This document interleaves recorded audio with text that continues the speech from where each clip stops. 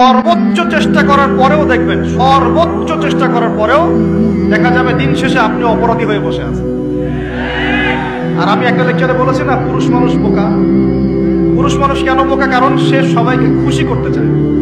সে চায় মা সুখে থাক, বোন সুখে থাক, স্ত্রী সুখে থাক, যদি আরো স্ত্রী থাকে ও সুখে থাক, সন্তানরা সুখে থাক, সবাই ভালো থাক।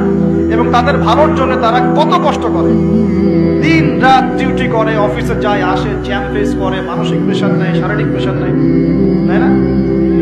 অথচ এই কষ্ট কিন্তু মহিলারা বোঝে না। বোঝে? সবাই বোঝে না। আছে অনেক ভালো স্ত্রী আছে, কিন্তু সবাই কিন্তু বোঝে না। মনে করে যে পুরুষ মানুষ মনে হয় ভোগবাদী, খালি মেয়েদেরকে ভোগ করতে চায়। অথচ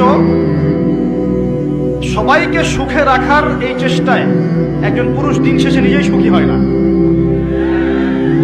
বহু পুরুষ শেষ বয়সে গিয়ে একাকিত্বে ভোগে, একা হয়ে যায়।